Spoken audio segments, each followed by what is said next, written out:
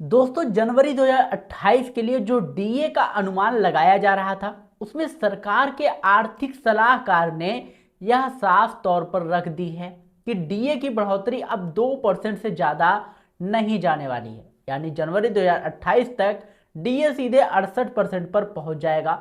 उन्होंने live TV पर यह पूरा कैलकुलेशन रखा था और इसे लेकर कर्मचारियों में जो भी कंफ्यूजन थी वह काफी हद तक साफ हो जाती है।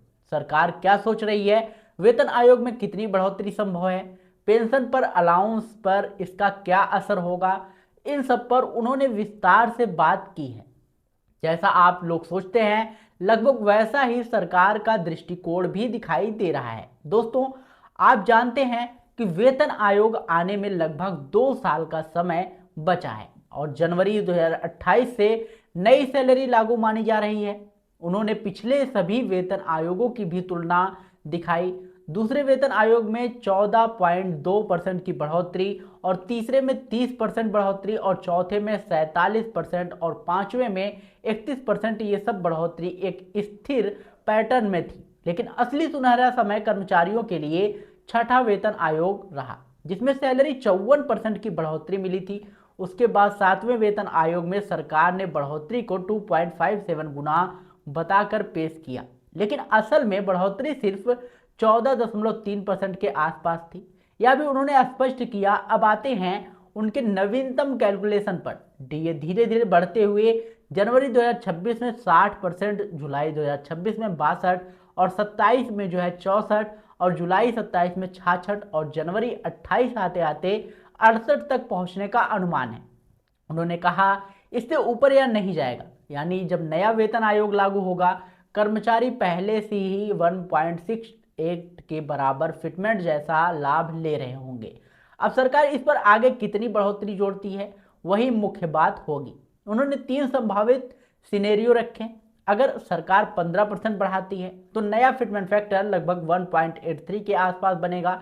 अगर सरकार 20% देती है तो 1.88 और अगर 25% देती है तो करीब 1.93 तक पहुंच सकता है। उन्होंने साफ कहा कि सरकार 25% से ज्यादा बढ़ोतरी की तरफ नहीं जाने वाली, क्योंकि मौजूदा आर्थिक हालत, ग्लोबल वार्मिंग और वार सिचुएशन और वित्तीय दबाव की वजह से इससे आगे जाना सरकार के लिए भारी पड़ सकता है।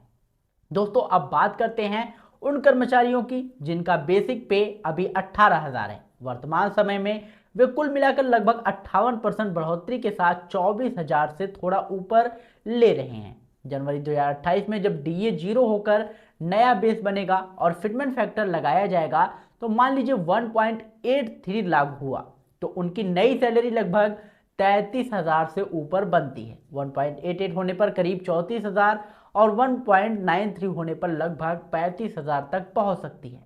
यानी रियलिस्टिक तरीके से देखा जाए तो इसी रेंज में नई सैलरी तय होगी। इससे ज्यादा की उम्मीदें फिलहाल व्यवहारिक नहीं लगती। यही बात उस अर्थशास्त्री ने भी स्पष्ट की।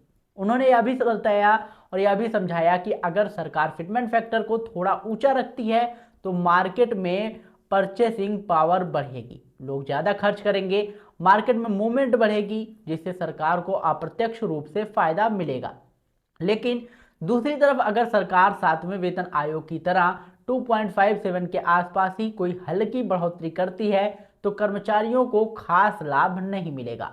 संतुलन किस तरफ झुकता है यह सरकार की आर्थिक नीति पर निर्भर करेगा, लेकिन फिलहाल अनुमान यही है कि बढ़ोतरी की सीमा 15 से 25% के दायरे में ही रहेगी। उन्होंने अंत में यही कहा कि कर्मचारियों को जो उम्मीदें हैं वे लगभग इसी रेंज में फिट बैठती हैं और सरकार भी इसी व्यवहारिक फ्रेम में सोच रही है। अब देखना यही है कि 2028 में वेतन आयोग क्या सटीक प्रस्ताव लाता है, लेकिन मोटा मोटा अंदाजा अब साफ हो चुका है कि आने वाली सैलरी इसी रेंज से ऊपर नहीं जाएगी। तो भाई, यह पूरा नया कैलकुलेशन मैंने आपके सामने रखा।